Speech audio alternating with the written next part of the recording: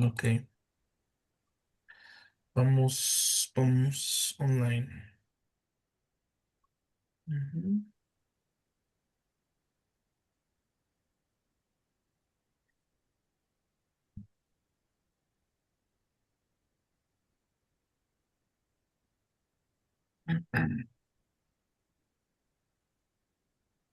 Ya estamos online.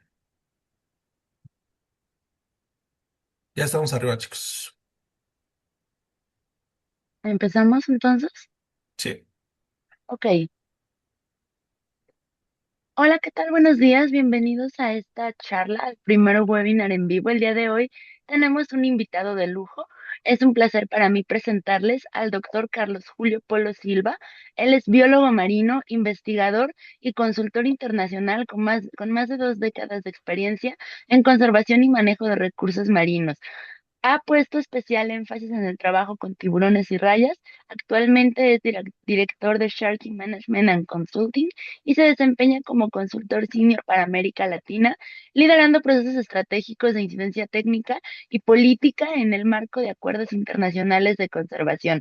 Es doctor en limnología y ciencias del mar por la Universidad Nacional Autónoma de México, con mención honorífica, y cuenta con una maestría en manejo de recursos marinos por el Centro Interdisciplinario de Ciencias Marinas. Su formación comienza en Colombia, donde obtiene el título como biólogo marino en la Universidad Jorge Tadeo Lozano, y a lo largo de su carrera ha trabajado estrechamente con gobiernos, organizaciones no gubernamentales, organismos multilaterales, facilitando la implementación y el fortalecimiento de la Convención sobre el Comercio Internacional de Especies Amenazadas de Flora y Fauna Silvestres y la Convención sobre la Conservación de las Especies Migratorias de Animales Silvestres.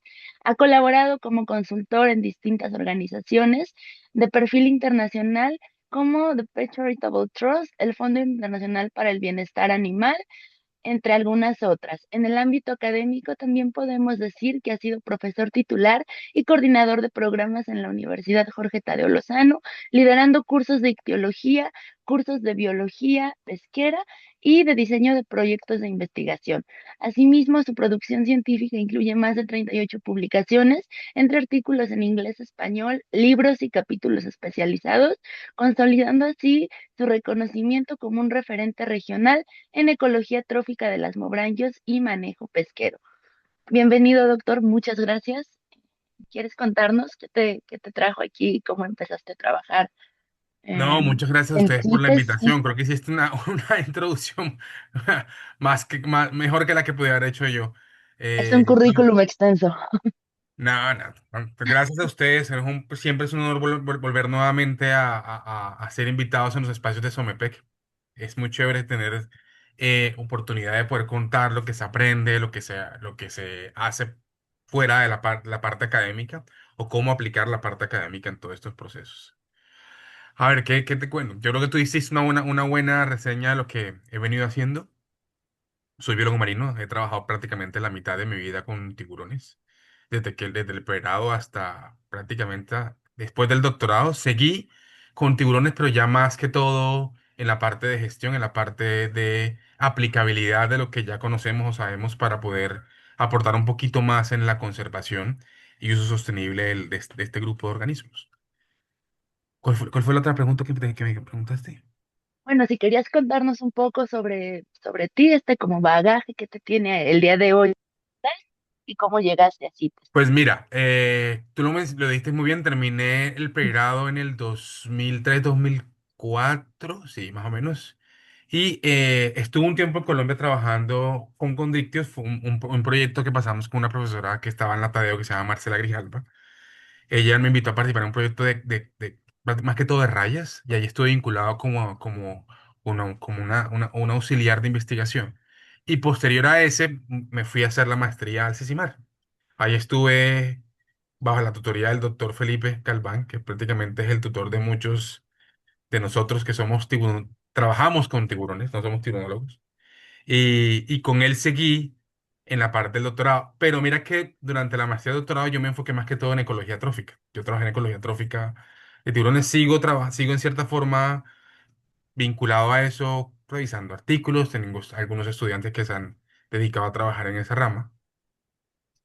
Y posteriormente cuando terminé el doctorado, volví a Colombia porque se dio la oportunidad de trabajar con el gobierno, con la autoridad pesquera. La autoridad pesquera tenía una dependencia, se puede decir, una oficina de generación del conocimiento, y la persona que estaba de director de esa oficina, que es el doctor Vladimir Puentes, eh, me conoció, estuvimos conversando y creo que le gustó una presentación que hice en un congreso de tiburones, los que hacían el tiburón de la Fundación Escualos, del Congreso de Fundación Escualos en 2012.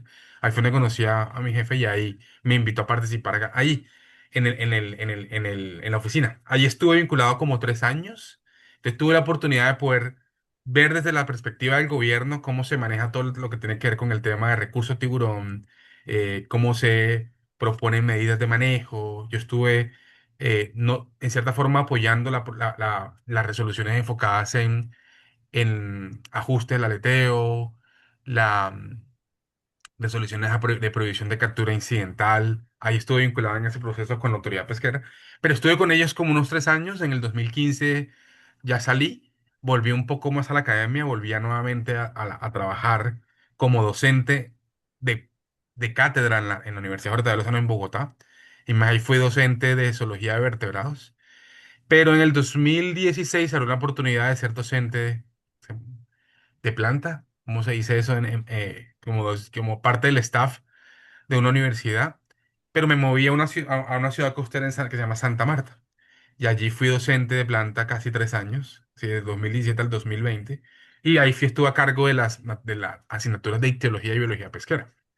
Y pues tuve la oportunidad de tener estudiantes, pasamos proyectos internos, la mayoría de mis proyectos eran enfocados en tiburones y empezamos a tener varios estudiantes.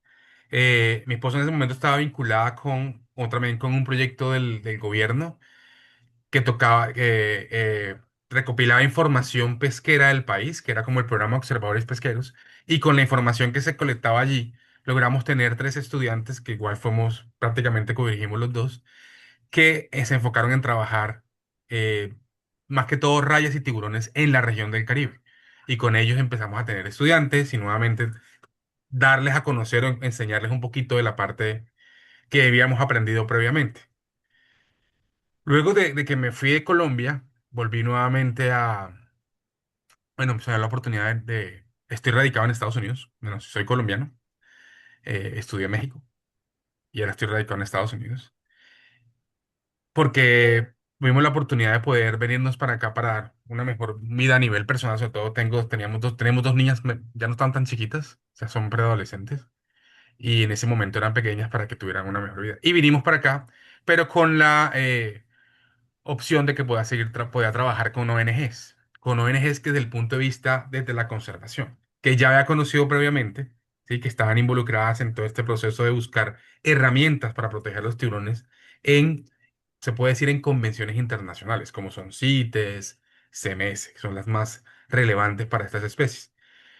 Y ya a partir antes de llegar aquí a Estados Unidos, ya venía como creando un lazo con ellos y empecé a aplicar, no, ya conocía la parte de gestión en el punto de vista de gobierno, que es un poquito más desde la autoridad pesquera, asociada al uso sostenible o al uso de un recurso. Y era bueno, quiero conocer la perspectiva desde el punto de vista de conservación.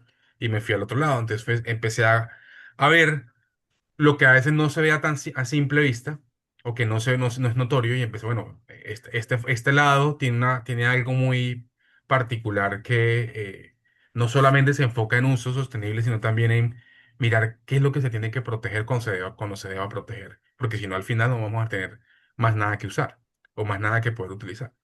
Y pues logré empaparme, logré crear una buena conexión y a este momento tenemos nuestra propia empresa, mi esposo y yo tenemos nuestra propia empresa que se llama Sharky Management and Consulting. Y la idea es poder seguir expandiendo todo ese conocimiento y aplicarlo a nivel de Latinoamérica, apoyando a los países de la región en uso y conservación de recursos como son los tiburones y rayas.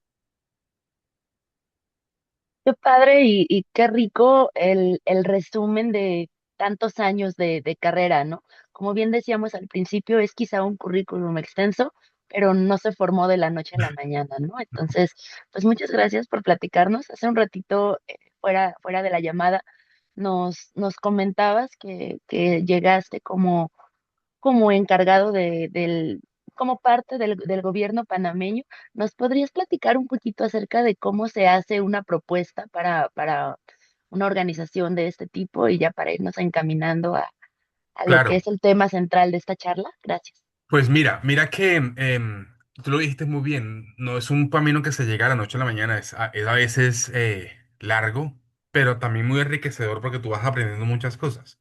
Y de pronto es algo que mucha gente no lo ve así, porque dicen, mucha gente no, pues voy a estudiar biología marina. Pues no le va a ir bien, pues, va a ser pobre. Eh, yo pienso que, y mucha gente piensa eso y sigue pensando eso, pero yo pienso que uno mismo se busca las oportunidades y también las oportunidades te llegan y hay que aprovecharlas. ¿Sí? Claro, yo siempre he pensado que si tú haces lo que te gusta, pues prácticamente disfrutas todo el tiempo lo que estás haciendo. Y yo he contado con esa suerte de que yo he venido haciendo siempre lo que me gusta. Y mira, trabajar con tiburones no es fácil, sobre todo en Latinoamérica no es fácil. Y mucha gente no, que yo quiero trabajar con tiburones. De pronto en México es mucho más sencillo porque en México se saca mucho tiburón y hay muchas regiones donde realmente es necesario aprender de tiburones. Pero en Colombia, aparte del Pacífico, además yo no soy del Pacífico, soy del Caribe. Me decía, pucha, pero ¿qué vas a hacer con tiburones? No, pues aquí casi no se captura tiburón. Entonces, ¿de qué va a vivir este muchacho? ¿Qué va a hacer? Pero la vida te va mostrando sus caminos por dónde irte. Y mira cómo es, qué coincidencia o qué particularidad.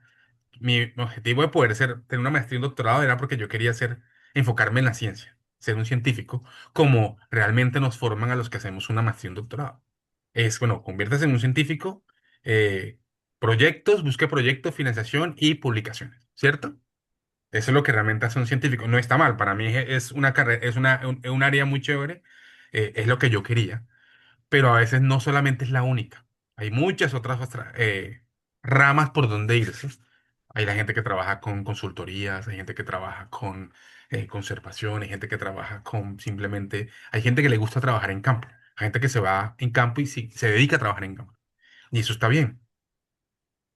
Con el tiempo, cuando empecé a conocer un poquito más de la parte de la conservación, que la conocí cuando estaba trabajando con el gobierno, es decir, porque asistía a reuniones nacionales, regionales e internacionales, y cuando estaba allí, tuve la oportunidad de conocer muchas personas, delegados que participaban, y empezaban a alimentar todos estos procesos de, bueno, como región, ¿qué estamos haciendo? Como región, ¿qué vamos a hacer en cuanto a la protección o sostenible de los tiburones?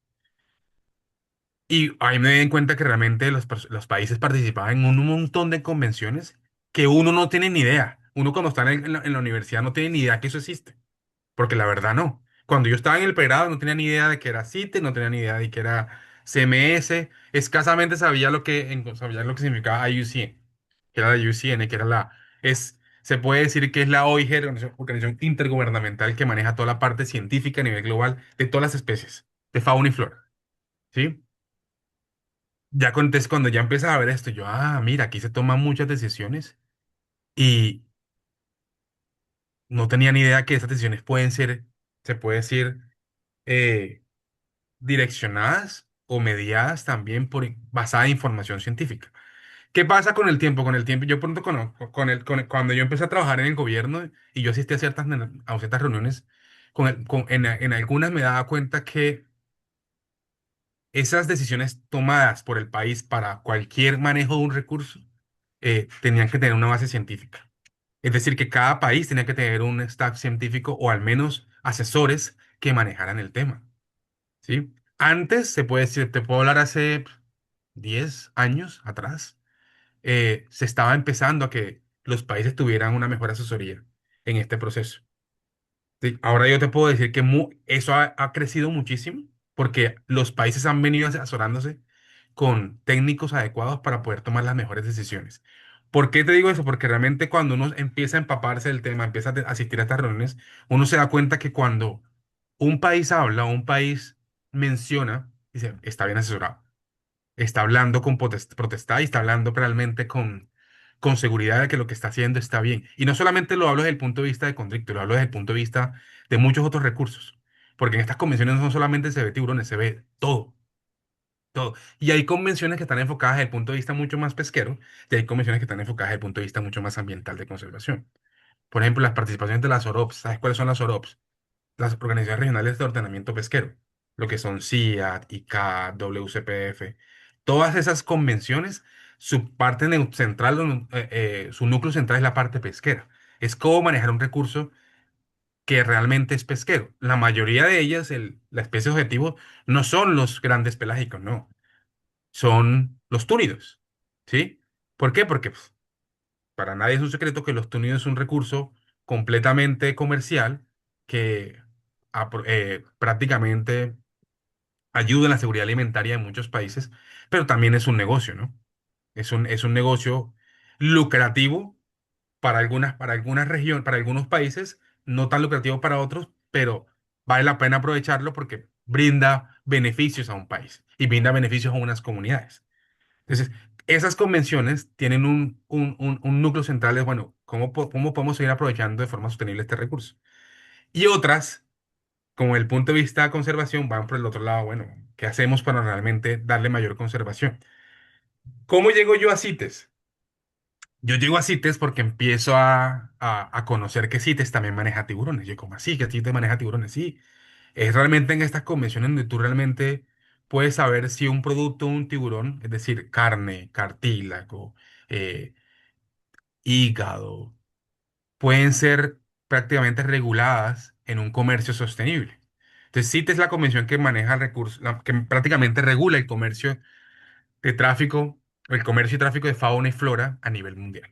Entonces, todos los países que hacen parte de la convención se adhieren a los lineamientos de la convención como tal. Entonces, en este proceso, cuando yo estaba trabajando con tiburones, al principio fui a las reuniones, bueno, cuando ya salí del gobierno, cuando estuve en el gobierno, nunca fui a una reunión de citas como gobierno. Cuando salí, que me volví a la ciencia y volví a vincularme nuevamente con las ONGs, ahí sí fui con mi primera COP como un investigador. Mentira, fui como investigador asociado de la Universidad Jorge de Lozano, mi primera COP. Ahí estuve.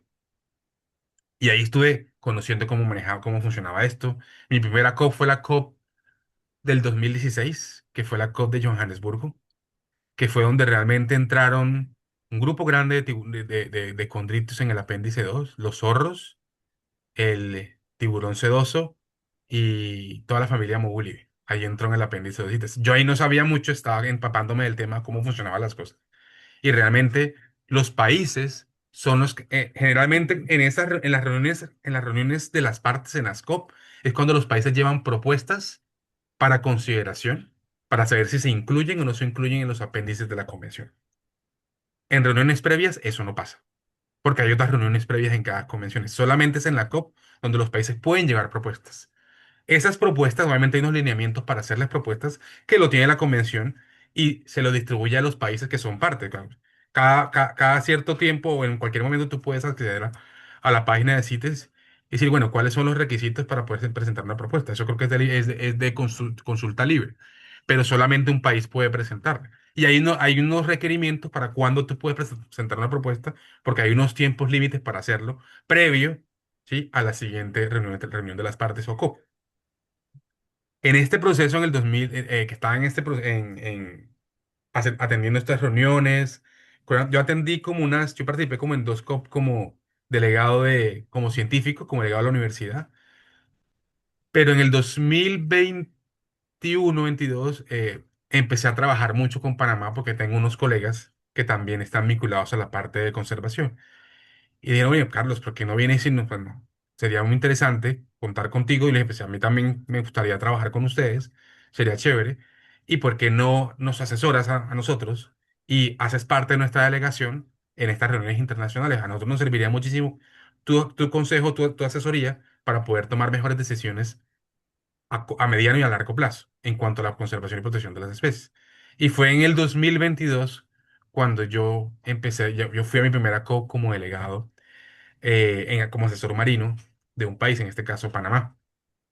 Esa COP prácticamente fue la COP de la región, no se había presentado una COP en Latinoamérica desde las primeras, creo que la primera fue en Chile, de las primeras COP.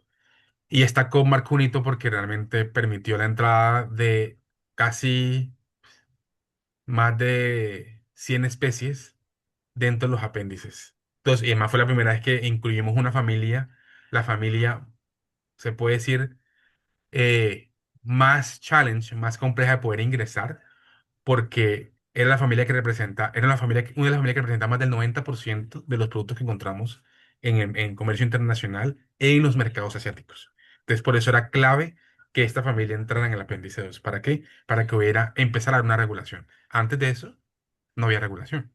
Entonces, cuando tú no tienes una regulación para un producto, yo siempre he pensado que lo que no está prohibido y regulado está permitido. Entonces, lo que no está escrito que tenga una prohibición o tenga una regulación, yo puedo hacer lo que yo quiera. ¿Quién me dice que no? Porque en ningún momento está prohibido. Entonces, pero si yo tengo una pauta, una medida que me dice, óigame, usted tiene que tener en cuenta esto para poder hacer esto. Ya hay algo que me, una directriz hacia dónde apuntar. Y eh, Panamá prácticamente es como mi segunda patria porque me ha abierto las puertas y me ha permitido ayudarlos desde la manera posible, desde mi experiencia en lo que he podido en cuanto a conservación, uso sostenible y medidas de manejo. ¿Para qué? Para que las especies podamos tenerlas por mucho más tiempo en nuestro país. Entonces, en la última COP, Panamá fue líder de una propuesta y fue copatrocinador de todas las demás propuestas. Sí, Panamá fue líder de la propuesta del Puntas Blancas Oceánico para Apéndice 1. La COP pasada fue la primera, mentira, bueno, fue la segunda COP después de que en el 2007 entraron los Pristis en apéndice 1 en que nuevamente especies de la morena que estaban en apéndice 1. Un apéndice 1 es un apéndice muy restrictivo. Es un apéndice que prohíbe toda comercialización internacional de productos y subproductos de las especies que son listadas en los apéndices. Es decir, en este momento, creo que ya entró en vigor hace rato. No, mentira, no ha entrado en vigor. Entra en vigor ya pronto, que son 90 días después de la COP. Todas las productos de Punta Blancas oceánicos, todos los grandes martillos, Firna Lewini, Furnamo Mocarrán y Firna Sillena, no se pueden comercializar a nivel mundial. O sea, en este momento, a partir de este año, todo comercio de estos productos prácticamente podría ser ilegal. O sea, si se encuentra es porque es de forma ilegal, es de tráfico, es tráfico ilegal. Y obviamente también la de las móviles, todas las familias móviles. Entraron otras especies en apéndice 2 que son los mustelus o los smoothhound en inglés. Que aunque no lo crean, son especies muy resilientes, pero son especies que ahorita tienen la atención porque como no tienen protección, y aunque en muchas regiones son especies consumidas a nivel local, en otros países son de las principales especies de comercio internacional. Los Smoothhounds son de las principales familias que se comercializan entre Brasil, Argentina y Uruguay, aunque no pareciera. Y esas también entraron ahora en el apéndice 2. ¿Para qué? Para tener una regulación. Porque apéndice 2 no es prohibición, es regulación. Wow, pues muchas gracias. Otra vez, aquí en el chat, por ejemplo, nos dice Luis Felipe Vargas, estoy de acuerdo, yo salí de la universidad y no sabía que era CITES. eh, y bueno, lo decías tú, ¿no? Trayendo tus palabras, cuando uno se dedica a esto, lo más común que escuchas es vas a ser pobre. Y qué padre es tener como el referente de que sí, a lo mejor no hay una puerta. Abierta para el currículum en particular que uno tiene, pero uno tiene que ir trazando su propio camino y que las oportunidades están ahí, ¿no? A veces hay que tomarlas. Entonces, gracias por contarnos un poquito sobre esto. Gracias también por irnos empapando acerca de cómo entrar a esta área, por contarnos un poco lo que es estar en una COP. No sé si quisieras profundizar un poco más en ello. Y ya hablando sobre los apéndices uno y 2, si quisieras platicarnos sobre cuáles son los principales retos que enfrentan los países latinoamericanos en la implementación de medidas de CITES precisamente para tiburones y rayas, incluidas en este apéndice 2, de acuerdo a tu experiencia en proyectos regionales. Bueno, mira, yo creo que siempre van a haber retos cuando tienes que aplicar medidas nuevas, porque es un proceso, ¿no? Por eso siempre hay un proceso de implementación y siempre dan un tiempo para poder empezar a implementar, pero esa no puede ser la excusa para seguir retrasando las cosas, porque generalmente eso pasaba. Y a veces sigue pasando con algunos países, no, pero es que yo conozco en algunas reuniones que he estado, no voy a decir nombres ni nada de eso, pero en una reunión que he estado, que me dicen, pero es que ¿cómo vamos a meter más especies si no hemos podido evaluar las especies anteriores? Primero hay que evaluar las especies anteriores y cuando terminemos la evaluación de estas, metemos las otras. Pues cuando quieras meter las otras ya no tienes nada que meter, ya la acabaste, ya se acabó, porque pues esta es la realidad, la ciencia, o sea, no podemos dar espera a un proceso o a una situación que se viene generando, y es que no van a dejar de pescarlos, no van a dejar de consumirlos. Entonces, hay que actuar sobre la marcha.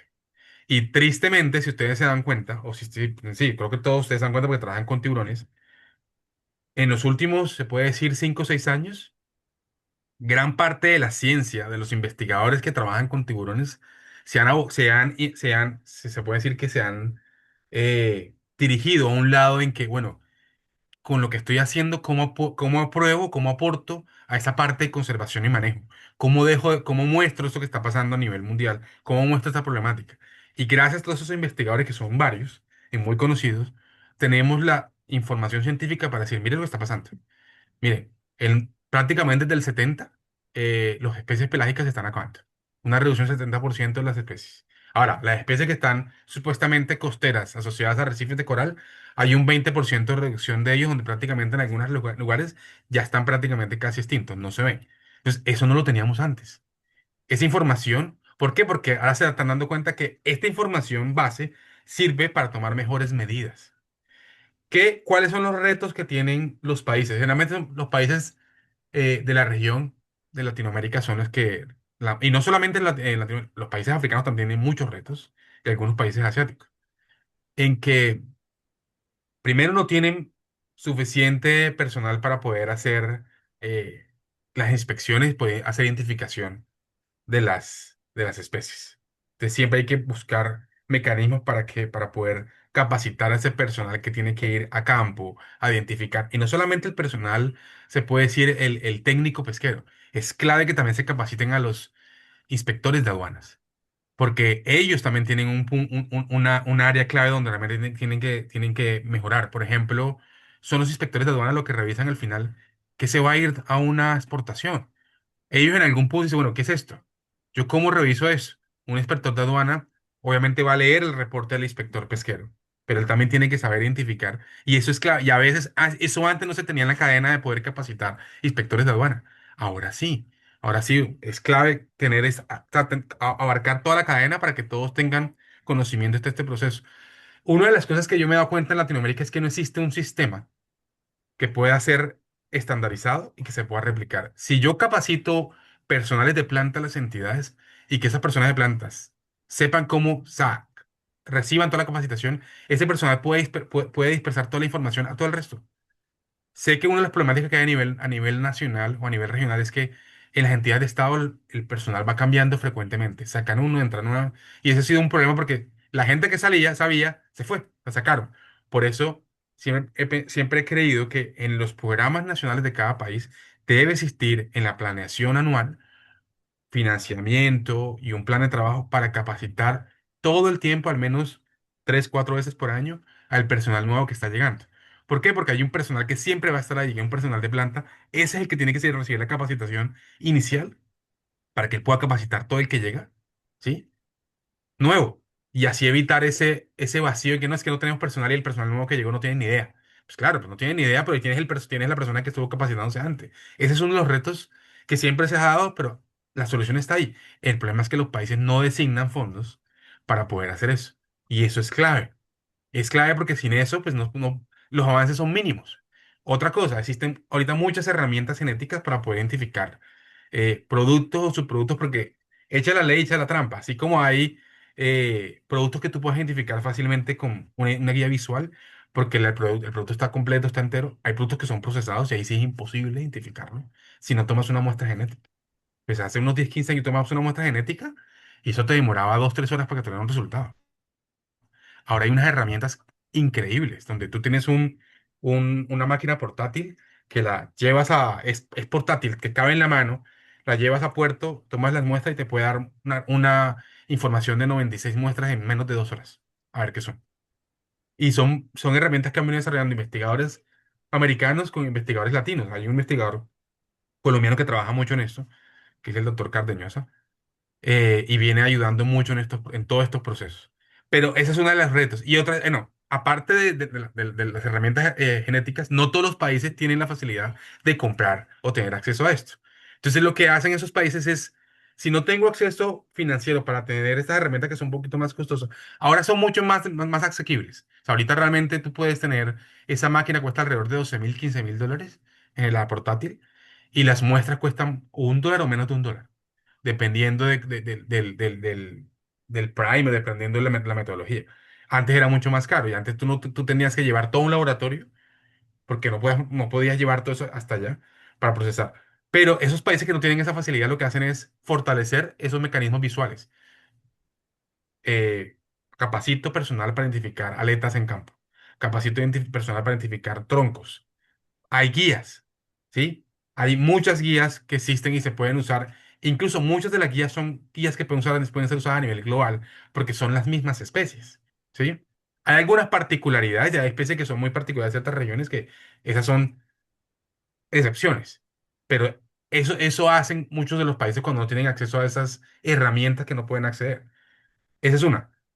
Otro de los problemas es que no hay evaluaciones poblacionales de esas especies en muchas regiones.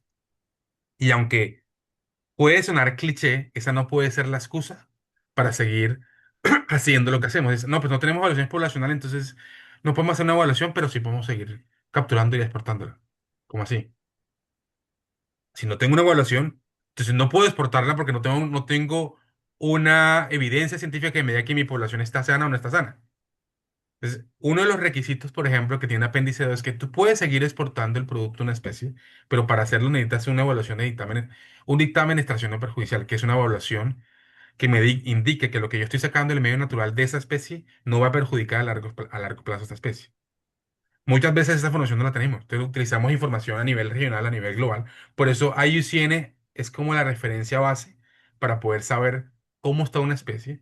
Hay países o hay regiones que tienen evaluaciones regionales y evaluaciones nacionales. Claro, si yo tengo una evaluación nacional, me guío más por mi evaluación nacional porque hay información de mi región, de mi área, de lo que capturan en esa región para poder tener una visión más real de lo que tengo en mi país. Pero cuando no tengo que aplicar. ¿Qué tengo que aplicar? Pues un principio precautorio. Si no tengo una evaluación, pues no puedo permitir que saque esto.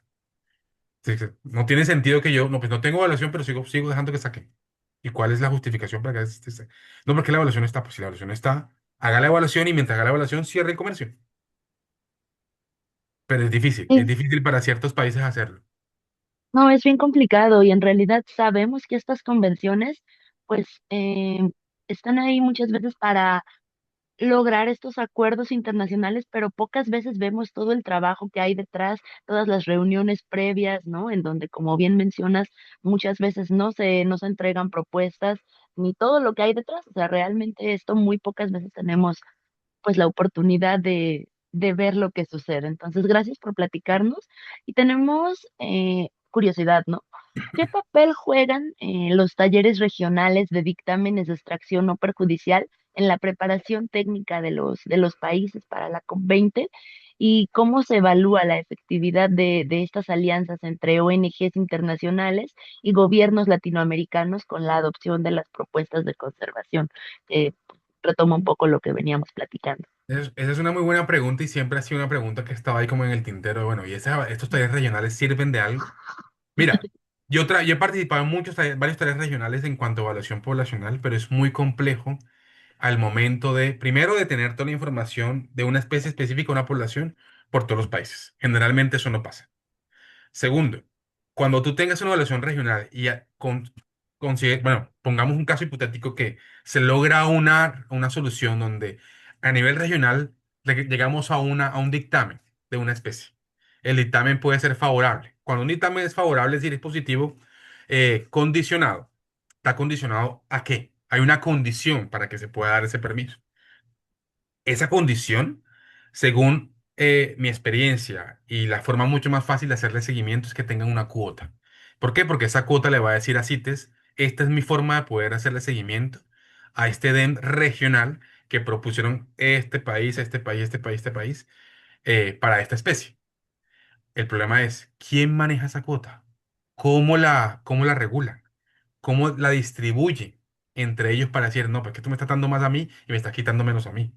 Es muy complejo, ¿sí? La única manera, yo siempre lo he pensado y lo he dicho, la única manera de tener un dictamen regional es que ese dictamen sea manejado por una organización regional de ordenamiento pesquero, es decir, una OROP. Ok, Si tenemos una OROP que hace un dictamen regional de una especie X y esa OROP es la que maneja la cuota, perfecto, porque ya va a saber cómo manejar esa cuota. Pero si dejamos que entre los países manejen la cuota, yo todavía no sé cómo lo harían.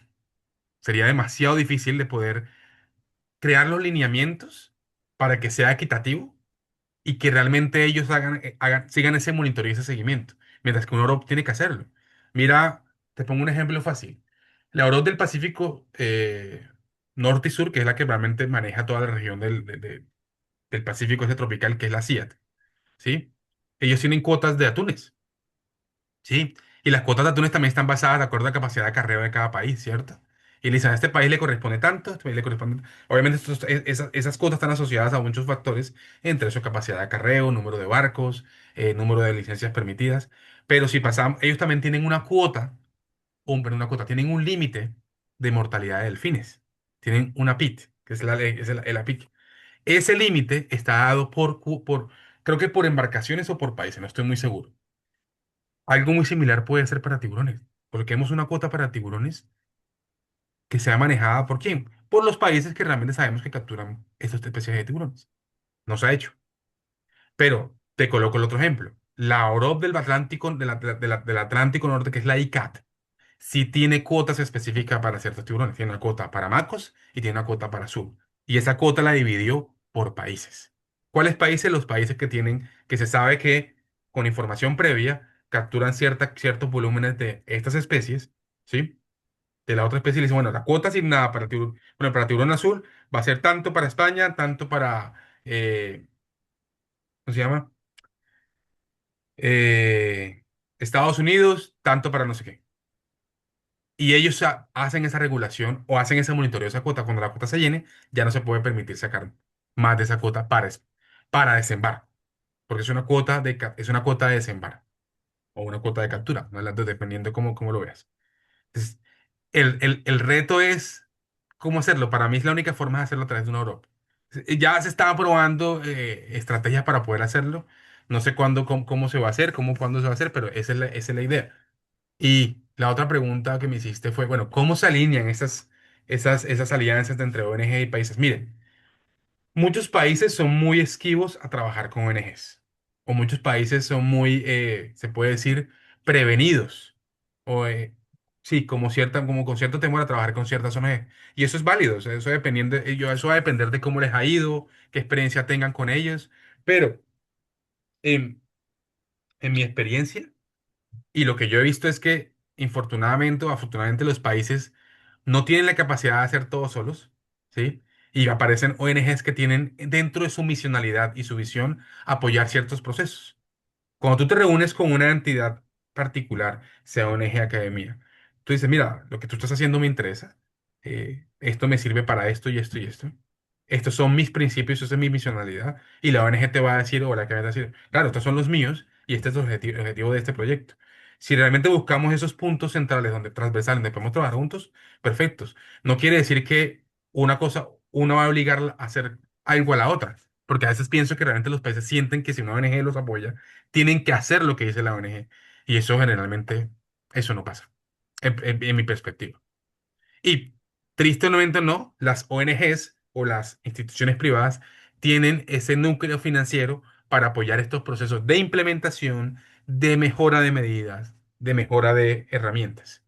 Y para no ir muy lejos, la única manera de poder achicar esa brecha de a dónde queremos llegar es apoyándonos entre todos. Esa cooperación interinstitucional es clave a nivel mundial.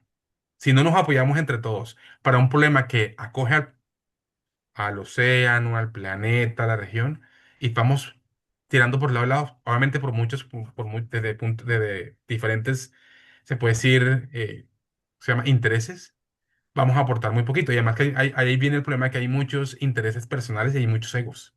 Y es muy difícil manejar eso a veces. Sí, es muy complejo. Nos metemos en cuestiones gubernamentales, en cuestiones económicas, en cuestiones de conservación y al final son aristas completamente opuestas, si lo vemos en cierta forma, pero que trabajan de la mano, ¿no? Entonces, ¿cuál dirías o de qué manera dirías que la experiencia en certificación de pesquerías sostenibles puede integrarse en las discusiones de la COP 20 para fortalecer la gestión de tiburones y rayas? ¿Y cuál consideras que sería o que ha sido la especie más difícil de incluir? Oye, mira, yo creo que toda esta parte de las pesquerías sostenibles que están asociadas a diferentes mecanismos para que pueda validar que sea sostenible, como el MSS, que es la que valida que una pesquería es sostenible y certificada, va a depender de los criterios que tengan ellos y de los criterios que tengan los evaluadores y los revisores como tal. Para mí bueno, yo creo que en mi de mi experiencia, la parte de manejar, de trabajar con pesquerías industrial es mucho más fácil o más sencillo en comparación con la pesquería artesanal. ¿Por qué? Porque la pesquería industrial, la mayor parte de ella sigue siendo monitoreada, se puede tener acceso a ella porque hay observadores, hay bitácoras, pero la pesquería artesanal, además que en muchas regiones o puede ser muy amplia, muy difícil de acceder, ¿sí? Muy difícil trabajar con ellos y no hay forma, mayor parte del tiempo, de monitorearlo y hacerle seguimiento.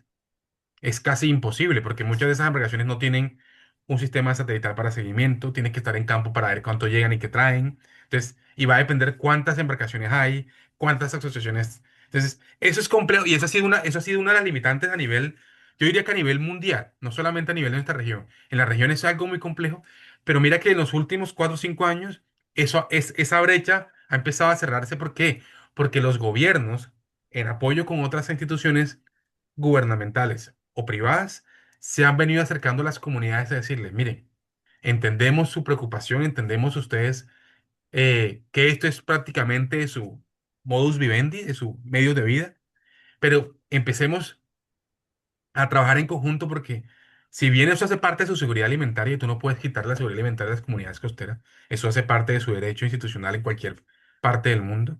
Una cosa es seguridad alimentaria, otra cosa es comercio. Entonces, si tú les enseñas, empiezas a enseñarles a ellos cómo aprovechar el por qué ser un poquito más, se puede decir, manejar de forma sostenible un recurso, ellos van a entender y ellos van a captar el por qué se hace de esa manera. Muchos de ellos no tienen ni idea acerca del recurso, no tienen ni idea de por qué se hace esto, el por qué se protege. Pero cuando ya empiezas a trabajar y a involucrarlos en los procesos, ellos se vuelven los mejores, son el mejor aliado. Si tú no empiezas a vincular a la comunidad en todos estos procesos de medidas de manejo, muchos de ellos se te van a caer. ¿Por qué? Porque son los que realmente conviven directamente con el producto, son los que realmente manejan el recurso y son los que realmente toman la última decisión. Porque tú puedes tener muchas medidas, pero no sabes cómo implementarlas, hasta ahí llegó. Entonces,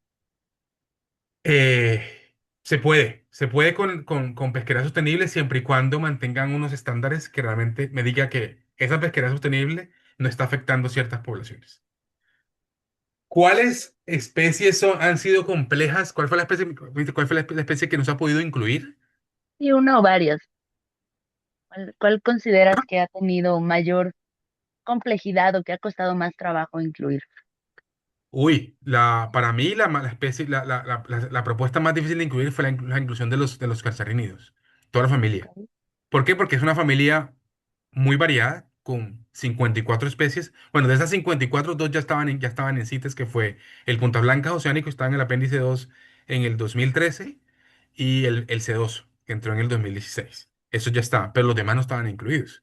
Incluso, si te das cuenta, dentro de la familia cancerina hay como unas 6 7 especies que están casi amenazadas o realmente tienen una vulnerabilidad un poco menor. No sé, bueno, ¿y por qué entraron esas? ¿Por qué? Porque sus productos en general son muy parecidos entre ellos. Y cuando tú no metes toda la familia, los exportadores buscan esa excusa para Ese sacar lo hueco. que sí les interesen debajo de esta. Y nos venía pasando. ¿Por qué entró en la COP pasada, en la COP del 2019, todo el resto de la familia es Fírnide? Porque aunque los tres grandes martillos son los más comercializados, porque sus aletas son las más apetecidas, en el mercado asiático tú encuentras también un grupo o una sociedad que también consume aletas pequeñitas. Y ahora se pueden meter aletas chiquiticas en sobres de Manila como si enviaras una carta. ¿Y quién va a detectar eso? Nadie, porque nadie se va a va a creer que tú vas matando aletas allí. Entonces, así como el mito de que realmente las aletas son un afrodisíaco, no. El consumo de la sopa de aletas es asociado a un estatus social, que lo consumen gente de altos estatus social, empresarios, corporaciones, para grandes bodas. También ha bajado eso, ha disminuido eso, pero sigue habiendo. Entonces no es que realmente esté asociado a una creencia afrodisíaca como tal. Pero miren que hace poquito estuve, hace como 2 semanas estuve en Hong Kong. Tuve la oportunidad de ir a Hong Kong que no conocía. Y me fui al mercado de mariscos para ver que realmente sigue habiendo mucho producto, pero muchísimo producto. O sea, es impresionante. Y aunque no lo crean, el día que salí, que ya me devolvía, me iba a Hong Kong, en el aeropuerto, en una de las tiendas del Duty Free, encontré una tienda que vendía aletas de tiburón empacadas en un SAT. O sea, pucha, ¿cómo es posible que esté aquí en un Duty Free cuando tú ya estás dentro de la sala internacional para comprar algo ahí y meterte en tu avión? O sea, y si o sea, alguien sale con eso y llega a otro país, se lo quitan inmediatamente porque eso es tráfico. Pero te das cuenta cómo es, como que todavía sigue existiendo allá, ¿sí? Pero algo que aprendí ya es que yo pregunté, bueno, pero realmente, porque los asiáticos comen muchas cosas, ¿sí? Y la verdad, China la comida me pareció muy rica, me pareció deliciosa. Comen muy sano en comparación a lo que yo me imaginaba. Y es muy diferente a a la comida china que uno se encuentra en nuestros países. Ese arroz chino, eso no lo vi por allá en ningún lado. Ni el chop suey tampoco lo vi por ningún lado.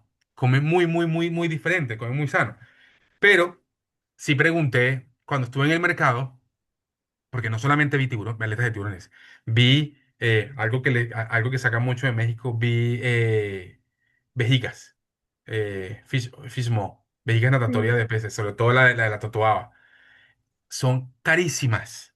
Habían unas vejigas que costaban 2.500 $3.000, una vejiga natatoria.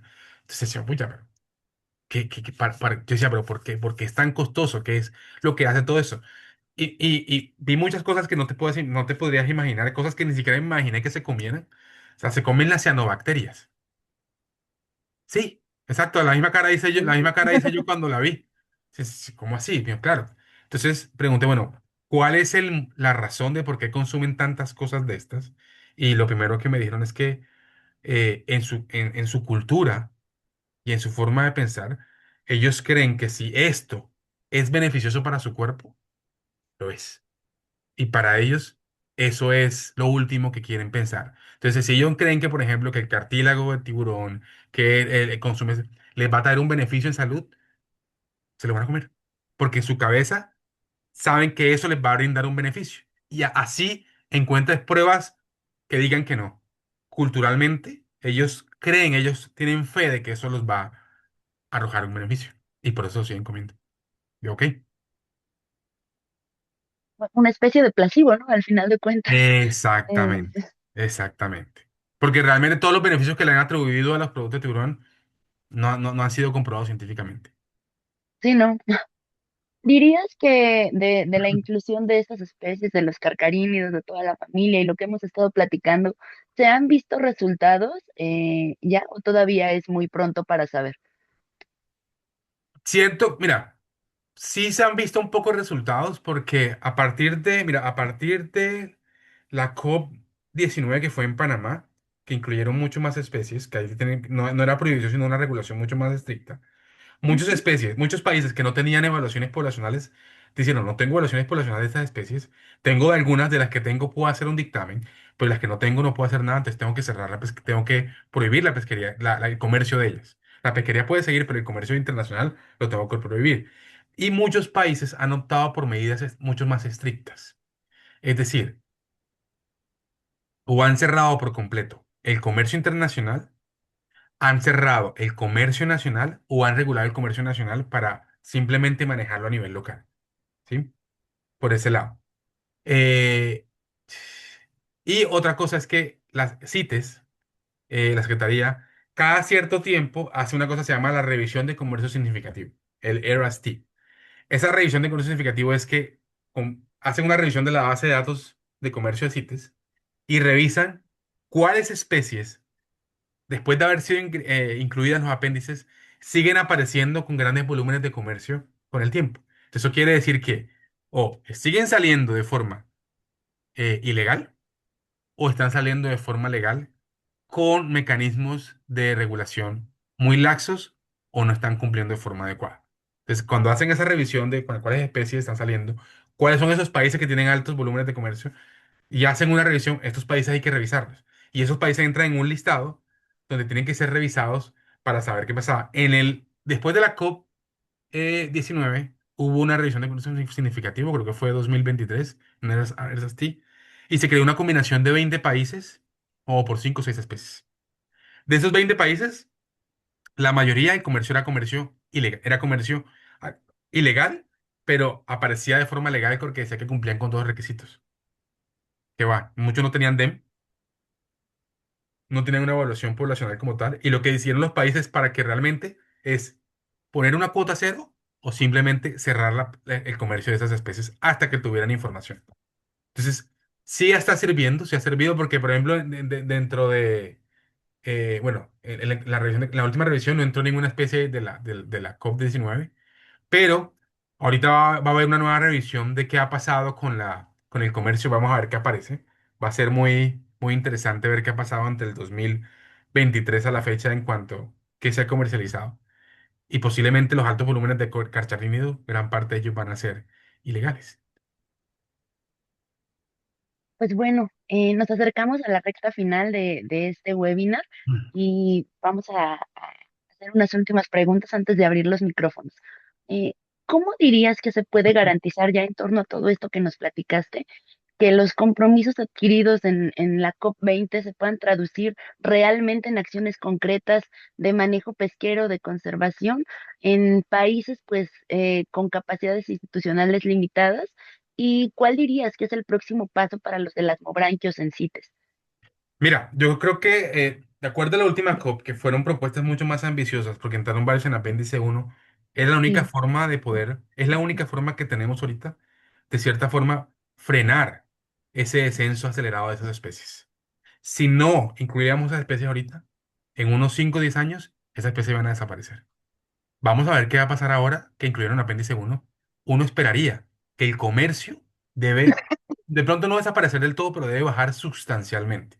Y eso va a depender de varias cosas, de que los países implementen de forma efectiva y hagan un monitoreo preciso desde cada uno de sus países a que no permitan ningún comercio internacional de ningún producto de esta especie. Es decir, tienen que proponer medidas nacionales que puedan ellos medir, evaluar, más efectivas para llegar a estos acuerdos. Trabajar directamente con las comunidades. En el punto de vista CITES es mucho más fácil trabajar, es mucho más efectivo trabajar con los comercializadores. Pero los comercializadores son una parte de la cadena. Ellos le compran el producto a los pescadores artesanales.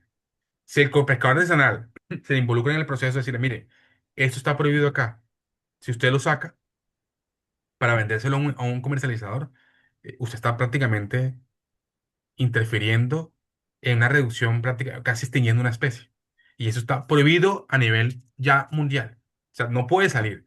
Y la única forma que un comercializador lo saque es que un pescador lo capture. Si tú empiezas a tener crear esa conciencia, esa educación a las comunidades de pescadores que capturan esas especies, va por ahí. Ahora, ¿qué pasa con los pescadores industriales? Vamos a ver qué va a pasar.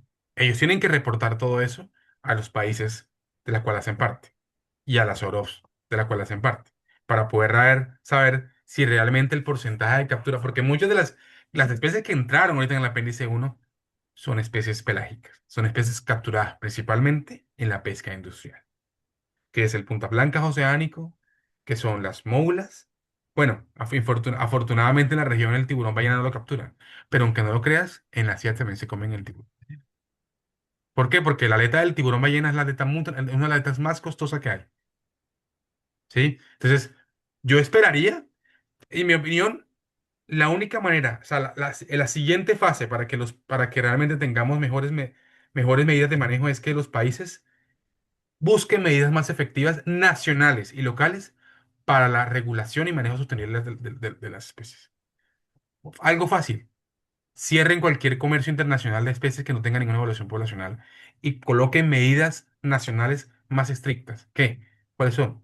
Tallas de captura o tallas de desembarco, liberación de hembras grávidas, liberación de neonatos, de animales muy chiquiticos, protección de áreas de crianza, protección de áreas esenciales. Ya tenemos una base para eso, las ISRAS. Las ISRAS prácticamente es un mecanismo con la mejor base científica que puede haber, que no necesita ser evaluada nuevamente porque ya fue prácticamente revisada, discutida y avalada por pares revisores que tiene criterios específicos para decir una isla.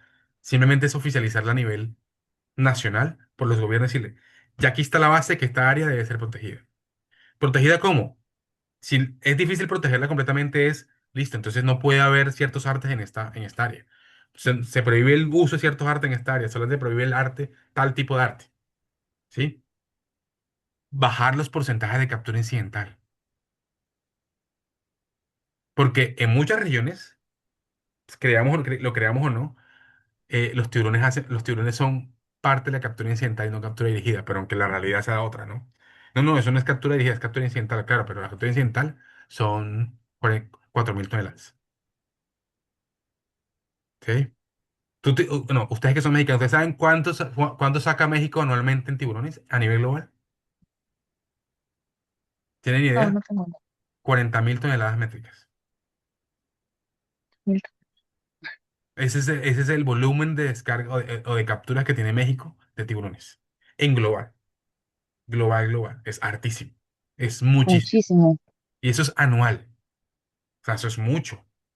Mucho, mucho, mucho, mucho, mucho. Recuerden que los tiburones son peces, pero con características muy similares a mamíferos. Entonces, son mucho más vulnerables a nuestras acciones antrópicas que los teleostios. Los teleostios tienen la ventaja de poder crecer rápido, reproducirse rápido y son completamente fértiles, una progenie grandísima. Hay especies de tiburones que solamente producen uno o dos animales por camada y por periodo reproductivo. Esos animales son aún mucho más vulnerables a la sobrepesca. Y la amenaza número uno que tienen los condrictios ahorita es la sobrepesca, que es, Y organismos que tardan además mucho tiempo en alcanzar esta madurez sexual, ¿no? Cuando llegan están sobreamenazados. pues imagínate, afortunadamente ese tiburón casi no lo capturan porque no es comestible, el tiburón de Groenlandia. ¿Cuánto tiempo le lleva al tiburón de Groenlandia llegar a la madurez si ese animal puede llegar a vivir 350 400 millones de años?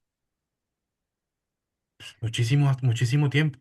Y Sí. ese estudio prácticamente tiró abajo muchas cosas que todavía no sabemos si es cierto o no es cierto.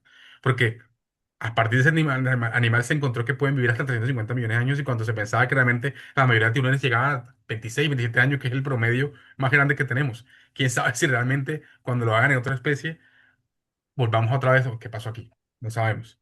Pero para mí esa es la siguiente fase, que los países trabajando con las comunidades de pescadores, con las asociaciones y con las entidades competentes, propongan medidas más efectivas, porque es la única manera que podemos en ese momento de revertir el descenso poblacional que tenemos en la mayoría de las especies. No hay de otra. ¿Qué viene para la próxima COP? Todavía no sabemos. Vamos a ver qué pasa. La próxima COP va a ser en Panamá, otra vez en la región. Vamos a ver. Ok. Estamos en proceso de empezar a analizar, revisar y vamos a ver qué pasa. Bueno, y Perfecto. ahorita viene otra COP, si no sabían, ¿no? La COP de CMS. La COP de CMS es ahorita el otro mes. La CMS es la Convención de Especies Migratorias y va a ser en Brasil. Y hay unas 4 propuestas de tiburones para inclusión en los apéndices.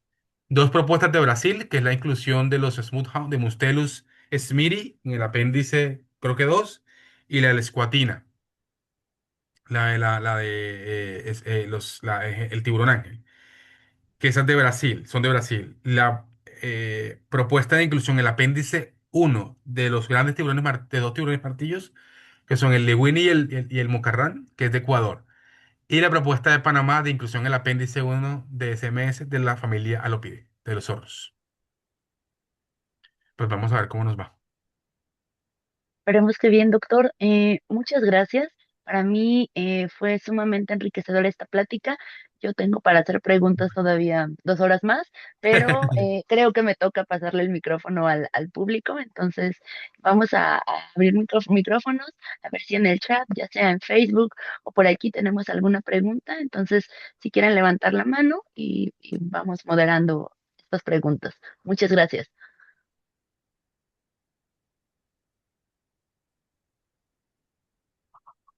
No tienen preguntas. ¿Nadie? En Facebook no hay. A ver, no, todavía no hay. Si no, sigo yo. No, yo tenía una pregunta para el doctor Polo. Con, sabemos de que en los últimos años se han hecho muchas estrategias para justamente la conservación de tiburones y demás, pero ¿cuál es el impacto de estas estrategias de conservación en la seguridad alimentaria? Ok. ¿Nos podrías hablar? Eso depende de la estrategia. Eso depende de la estrategia.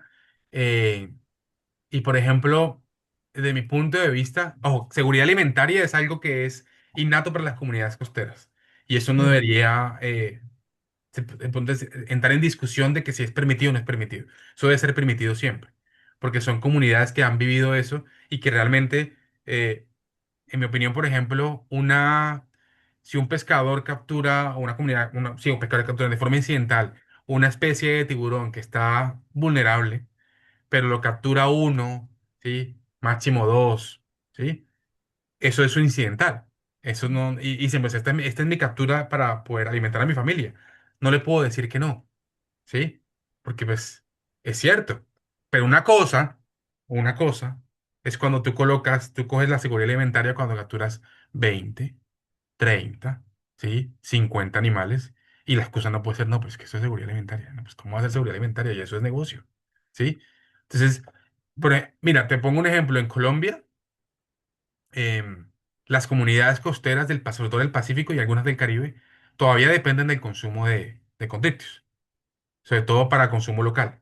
Y en la última resolución que sacó la autoridad pesquera, ellos permiten que esas comunidades costeras puedan aprovechar los conductos capturados de forma incidental para seguridad alimentaria, pero simplemente para utilizarlos en sus municipios costeros. O sea, solamente se puede comercializar dentro de los municipios costeros por trueque, por venta por ejemplo, hay pescadores que capturan rayas o capturan tiburones y el señor de la tienda compra raya y hace empanadas de raya. Eso no está mal,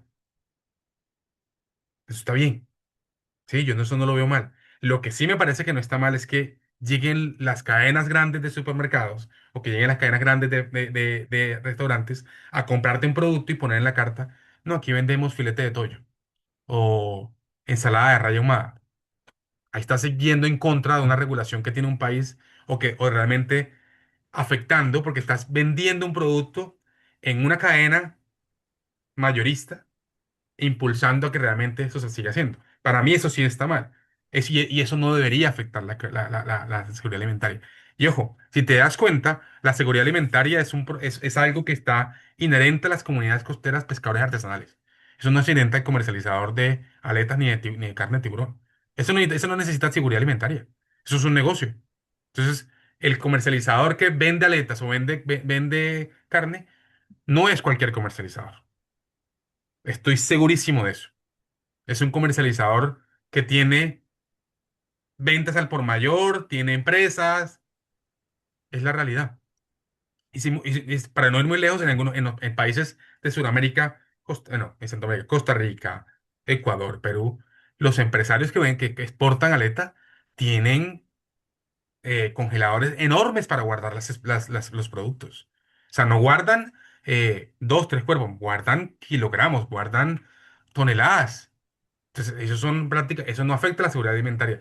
Por eso, en mi opinión, las medidas que tienen que ser adecuadas para no afectar la seguridad alimentaria son medidas que realmente el pescador comunitario puede empezar a implementar, pero tienes que capacitarlos y educarlos para que ellos puedan hacerlo, sin que eso indique que le está quitando la comida a ellos. Porque en muchos casos se cree que eso pasa y se sataniza. Y en Colombia pasó mucho tiempo de que, pues, como se prohibió la captura, también la captura dirigida y que se propuso reducir a cero la captura incidental reducir a cero es imposible. pero eso no puede afectar la seguridad alimentaria porque es inherente al derecho institucional que tienen todas las personas en todos los países.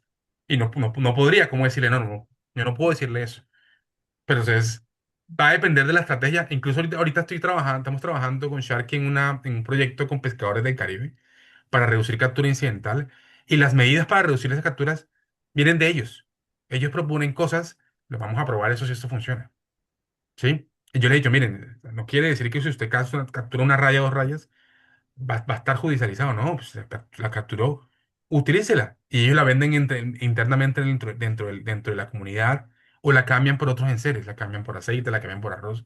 Que eso, el trueque ha existido por mucho tiempo en muchas regiones. Y eso no está mal. Para mí eso no está mal, eso está bien. Hace parte de su cultura. Pero, sin embargo, eso no quiere decir que eso no pueda cambiar. Eso puede cambiar. Tú puedes decirle, oye, mira, si tú sigues haciendo esto, va a llegar un punto en que sus nietos, si van a estar aquí pegados al mar, nunca van a conocer un tiburón, nunca van a ver esto y porque se está acabando. Entonces, denle un respiro. Y ellos a poco empiezan a entender, oye, mira, ya entiendo que esto no me conviene. Y ya empiezan ellos mismos a tomar iniciativa. Incluso tenemos en el proyecto que ya empiezan a liberar los animales. A algunos es más difícil que los liberen que otros porque ese les sirve más o tiene mayor provecho, pero ya entiendo, listo. Si no lo quiere liberar todo el tiempo, libere estos animales de estas tallas. Libere animales que estén en cuenta que están grávidos. Por ejemplo, yo no he visto mucho esto en tiburones, pero sí lo he visto mucho en rayas. Las rayas tienen un mecanismo de preservación. Cuando las capturan las grávidas, enseguida expulsan las crías. Subiéndolas al bote, las látigos, abren la cloaca y expulsan las crías para que las crías se salven. Porque el estrés sabiendo que ya se la están sacando de su ambiente, tiene sus crías, las expulsa. Y es un mecanismo para que las crías se salven. Uno puede empezar a hacer eso. Mira, creo que en el Pacífico ustedes conocen a Andrés y Paola están haciendo un proyecto y ellos han probado varias técnicas que ahorita voy a probar en el Caribe, que es que el cambio de anzuelo, para saber si el cambio de anzuelo permite reducir la captura incidental. En el Pacífico lo que nos comentaban ellos es que no es que haya menos captura incidental, hay menor probabilidad de mortalidad. ¿Por qué? Porque quedan enganchadas en el anzuelo, pero el anzuelo se lo quitas y la liberas. Se la quitas y la liberas. Entonces, la probabilidad de mortalidad es mucho menor. Con el otro tipo de anzuelo quedan enganchadas y como se mueve les destroza todo, porque son anzuelos los anzuelos circulares son mucho más fáciles de liberar al animal. Entonces, están estas estrategias que podemos empezar a probar, pero es probándolos con ellos. Entonces, ahorita vamos a probar una estrategia en el Caribe, vamos a ver si nos funciona, pero la mayoría vinieron de ellos. Y vamos a probar. A mí me parece esto puede funcionar. Probemos. El problema es, bueno, si esta estrategia funciona, ¿cómo seguimos replicando esto? Porque hay que seguirles dándoles apoyos para que ellos puedan replicar eso. Y ahí es donde viene el problema, ahí es donde viene el gobierno a decirle, bueno, esto funcionó porque lo hicieron estos investigadores, lo hicieron estas personas, sigamos inyectándole de cierta forma un financiamiento para que esto siga siendo así, o un incentivo para que el pescador siga siendo. Hay incentivos que pueden funcionar en muchas partes del mundo, en otras partes no. Hay pescadores, por ejemplo, en Asia, sí, en Asia donde realmente los educaron y les enseñaron cuándo deben liberar y les pagaban, o sea, $1 por cada animal liberado. Pero eso es algo muy difícil de comprobar, de extender en Latinoamérica, porque tú cómo corroboras que él sí liberó el animal, que te tomó una foto adecuada, que es el mismo día. Eso es muy difícil. Y eso ya ahí se basa en confianza. Puede que sí, pero eso es educación, concientización y con una capacitación continua y con un apoyo continuo a las comunidades, porque es con ellos que tenemos que trabajar así. Muchas gracias, doctor Polo. Mm. No me diga, doctor Carlos. Carlos. Y de Claro hecho, que mi última pregunta iba con relación a eso, pero voy a dejar que Kiara Isabel haga una pregunta para ti. Levantó la mano. Muchas gracias, Jonathan y Claudia y a la Sociedad Mexicana por hacer este webinar. De verdad es muy importante para las personas que estamos sumergiéndonos en temas de conflictos en la región, el tema de CITES. Bueno, yo soy una joven peruana bióloga marina y la verdad me he venido involucrando en temas de CITES ya hace un tiempo. Admiro muchísimo a Carlos, bien lo sabe. Tengo una consulta con respecto a los mecanismos sancionatorios que tiene CITES o cuál es la forma en la que ellos identifican, por ejemplo, que algo anda mal. Quizás a través de estos que menciona Carlos como evaluaciones que se hacen para poder saber si es que están exportando ilegal o legalmente. Cada cierto tiempo quizás también tienen que hacer como, por ejemplo, cuando son las COPs cada 2 años tienen que enviar reportes, o cómo es la forma en la que CITES lleva a cabo esta fiscalización y cuáles son los mecanismos sancionatorios. Eh, Es- Gracias, Kiara. Gracias por entrar. Mira, yo creo que es una buena pregunta. Aparte que CITES tiene una reunión de las partes, tiene otras reuniones. Tiene un comité permanente y tiene un comité de fauna y flora. Los comités permanentes son cada año, después de la COP y antes de la COP también, igual que los comités de fauna y flora. Por ejemplo, el comité permanente ahorita de las CITES es a finales de este año, en noviembre de este año, la primera semana de noviembre. Y el comité de fauna y flora es en julio de este año. Cada comité tiene cierta agenda, tiene ciertos lineamientos. ¿Cómo hace CITES para sancionar a un país cuando viene haciendo las cosas mal? Tiene dos mecanismos. Una forma es a través de una revisión del comercio significativo, el ERASTI, que es donde revisas, hacen un informe de lo que se está exportando en los últimos 5 o 6 años de las principales, de las especies que han entrado listadas hace un tiempo. Generalmente son especies listadas en los últimos 10 años, para saber si realmente su volumen de comercio ha bajado o se ha mantenido. Y esas especies que siguen con volúmenes altos, se mira cuáles son esos países y se incluyen en una lista. Y esos países se someten a una revisión de qué, cuáles son los permisos que dan para poder exportar esas especies, si tienen dictamen de extracción perjudicial, cómo son esos dictámenes, si tienen introducción procedente del mar, si tienen permisos CITES, todo eso. Todo eso se somete a revisión por parte de la Secretaría y el Comité de Fauna, y el país tiene que dar un reporte de lo que ha venido haciendo. CITES revisa y si para ellos eso no está cumpliendo y si usted no está cumpliendo, como no está cumpliendo, usted tiene que, en este momento, cerrar su pesquería, cerrar su comercio internacional, hasta que realmente entregue a satisfacción esto y esto y esto. Como por ejemplo lo que le pasó, lo que está ahorita a Ecuador, ¿cierto? Algo similar. Pero Ecuador no entró en una revisión de comercio significativo. Ecuador entró en revisión porque el mismo Ecuador y Perú hicieron un llamado a la Secretaría por un problema interno que tenían entre ellos, entre las fronteras, con la comercialización de algunos productos. Creo que tú sabes eso al respecto. Aparentemente, si mal no estoy, aparecían muchos de los productos que salían que se capturan en Ecuador salían por Perú, y las exportaciones de Perú salían mucho más altas de lo que realmente ustedes decían que se exportaba. Y era porque realmente lo que llegaba de Ecuador no salía como una reexportación, sino aparecía como si saliera directamente desde Perú, ¿sí? Y eso sí fue un error de pronto prácticamente de administrativo, de cómo direccionar todos estos procesos. La otra manera es simplemente también es que a la Secretaría de CITES o al Comité Permanente llegue un análisis o llegue una queja de otros países diciendo, mira, estos países están comercializando mucho este producto, valdría la pena revisar si realmente ese comercio está haciendo de forma sostenible y si están alineados a los lineamientos prácticamente de la convención. ¿Sí? Esa es la otra manera de hacerlo. Esa revisión se hace generalmente en el comité de fauna, pero se llega a presentar en el comité permanente. ¿Sí? Ahorita creo que va a venir una nueva revisión de comercio significativo. No estoy seguro si para este, sino pero para el próximo, para el de 2027 sí. Es lo más probable. ¿Por qué? Porque ya han pasado más de 10 años de la entrada de otras especies como los zorros no entraron en la última revisión de comercio significativo, los alopios no entraron, tampoco entraron los macos y tampoco entró el tiburón sedosos, que son de las especies más comercializadas a nivel mundial. ¿Sí? Aunque la más comercializada posiblemente todavía no entra, porque entró hace relativamente poco. La especie más comercializada en el mercado asiático es el tiburón azul. Es el número uno en el comercio del mercado asiático. Pero ya respondió tu pregunta, Kiara. Carlos, tenemos una Dice, pregunta por gracias. aquí, ¿no? Por Adelante. Facebook, de Cristian Daniel Morán. Dice, te manda saludos. Buenos días, doctor. Sin duda alguna, el integrar una especie es compleja y tedioso, pero necesaria. Sin embargo, la inclusión de CITES garantiza realmente una reducción en la explotación. Pues mira que CITES no maneja directamente. las capturas, sí te maneja comercio internacional, pero el comercio internacional está relacionado indirectamente con las capturas o volúmenes de desembarco. Entonces, lo que pasa es que, en mi opinión personal, desde el punto de vista que conozco CITES, es la convención que tiene más dientes para frenar a los países que están haciendo las cosas mal. Lo está haciendo directamente desde su misionalidad como convención, que es regular el comercio internacional, pero la regulación de comercio internacional está adherida o está relacionada con medidas nacionales o medidas locales.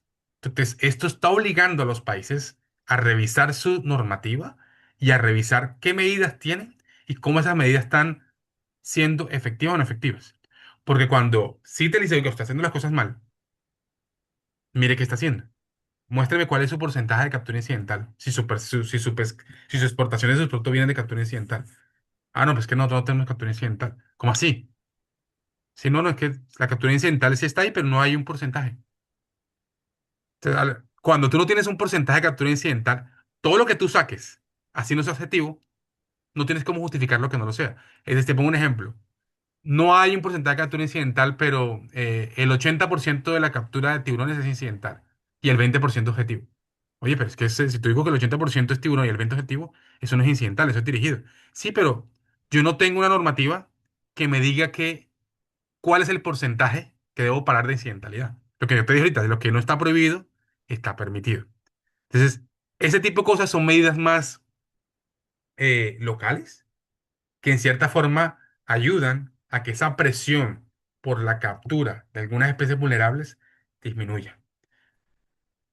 No te voy a decir mentiras que realmente es fácil, no, va a ser difícil. Y así como te digo, así como echa la ley, echa la trampa, los comercializadores buscan la manera de poder sacar las cosas. Recuerden que el comercio, el tráfico de fauna, es el tercer negocio más lucrativo que hay a nivel mundial, solamente superado por el de drogas y por el de armas y trata de personas. ¿Sí? Para que lo sepan. Y me refiero al tráfico de faunas a nivel global, a nivel general, no solamente se comercializa tiburones, se comercializa un montón de cosas. Y cosas que uno se pone a pensar, "Jue pucha, ¿por qué se comercializa esta cosa? Porque nosotros como seres humanos somos lo mejor y al mismo tiempo lo peor, la verdad. Somos la solución y al mismo tiempo el problema más grande que pueda haber. Sí, para un ejemplo muy sencillo. ¿Cómo es posible que realmente podamos permitir el comercio de especies endémicas? Las especies endémicas no deberían permitirse comercializar. Son especies que son endémicas de un país que deben estar protegidas. Y a estas alturas, cuando la gente se mete en CITES, tú te das cuenta que por allá en Suiza o por allá en Europa hay criaderos de iguanas de Galápagos. ¿Y cómo llegaron esas iguanas a Suiza? Ni idea. No, nadie sabe. Entonces, ahí te das cuenta que realmente es un negocio. Entonces, yo vivo en Estados Unidos y yo me doy cuenta que en los PetSmart tú puedes conseguir camaleones, serpientes, arañas. O sea, como que han hecho que las serpientes son mascotas. Que han hecho que las lagartijas son mascotas. Pero pues, somos nosotros. Somos nosotros los humanos que nos encargamos con nuestras cosas raras. Bueno, por eso ahorita existen los Terians. Que ni hablemos de eso porque, Dios mío.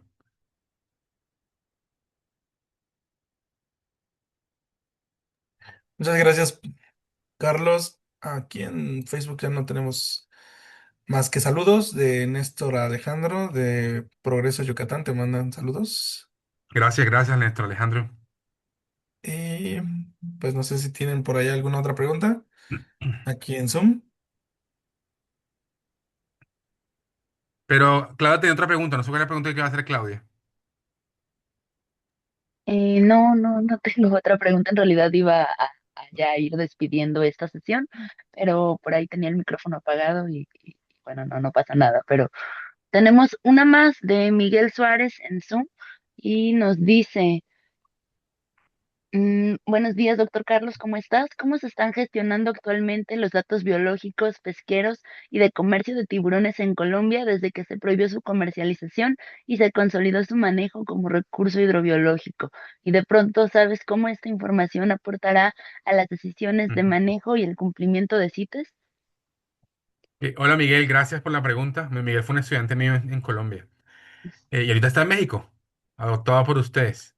Pues miren, desde que se prohibió la comercialización, el comercio a nivel nacional, no hay datos, no se han presentado datos de conditos porque además los tiburones dejaron de ser recurso pesquero a ser recurso hidrobiológico. Entonces, al no ser recurso hidrobiológico, la autoridad pesquera no está en competencia de poder hacer ningún registro de sus capturas de desembarco, aunque siguen saliendo, ¿sí? Siguen saliendo, obviamente, porque pues los pescadores van a seguir sacándolos de cierta manera. Entonces, a partir del 2000, la última dato oficial por gobierno están hasta el 2020.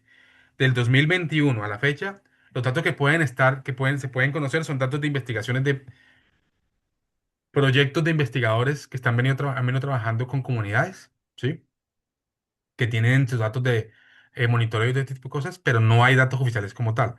Recuerda que Colombia, a partir del 2000, a partir de la creación del plan ambiental, de pasaron a ser recurso biológico, prohibió, no, desde antes ya estaba prácticamente cerrada el comercio porque no había dictamen de extracción perjudicial, entonces no había ningún eh, productos de exportación de ninguna especie, pero a partir del 2021 prohibió oficialmente el comercio internacional. Entonces, no hay una información de comercio de especies desde Colombia.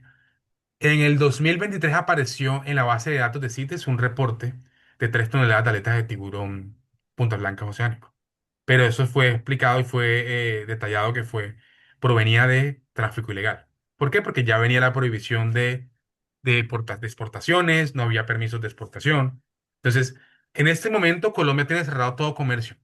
Entonces, esa medida de manejo, en cierta parte no tiene que responderle nada más a CITES. Colombia envió una carta explicando y notificando que Colombia tiene cerrada el comercio internacional, no solamente especies, tiene que cerrar el comercio internacional de todas las especies de tiburones y rayas, ¿sí? Marinas. Solamente permite el comercio de rayas de agua dulce. En la COP pasada, en la COP de Panamá, la COP de Panamá, entraron unas especies de rayado de agua dulce en el apéndice 2.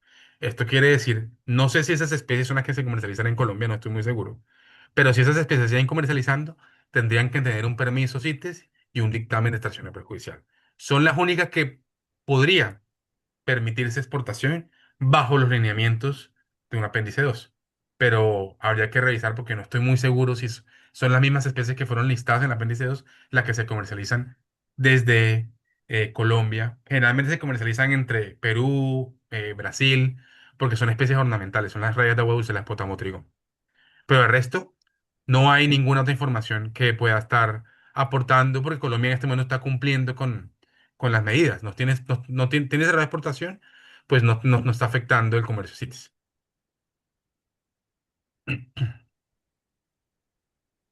¿Listo? Perfecto, pues muchas gracias. Fue, creo que para todos, un gusto y bastante enriquecedor tener la presencia del doctor Polo el día de hoy. Pues nada, de parte de la SOMEPEC y de los que conformamos este equipo, agradecer tu presencia y la disposición para charlar y contestar preguntas en este webinar. Este primer webinar que va a ser parte de algo que está implementando la SOMEPEC y que esperamos ahora tener una charla de este tipo cada mes con diferentes ponentes para dar a conocer lo que se está haciendo en el trabajo con el asmobranquios en México y América Latina. Muchas gracias, Doc, muchas gracias a los asistentes por estar aquí el día de hoy. Pues esperamos vernos mes con mes en esta nueva emisión de los webinars de la SOMEPEC. Muchas gracias a Gracias. ustedes. Muchas gracias a ustedes por la invitación. América, Jonathan, Claudia, gracias por liderar el webinar. Estuvo súper chévere. Gracias y cualquier duda, pues me avisan. Por ahí les puedo responder por el chat o Muchas por gracias, los Polo. chats. Y recuerden que la grabación que estamos haciendo por Zoom la pueden visualizar a través de nuestras redes sociales en Facebook y también próximamente en YouTube para que puedan acceder a la charla del doctor Polo.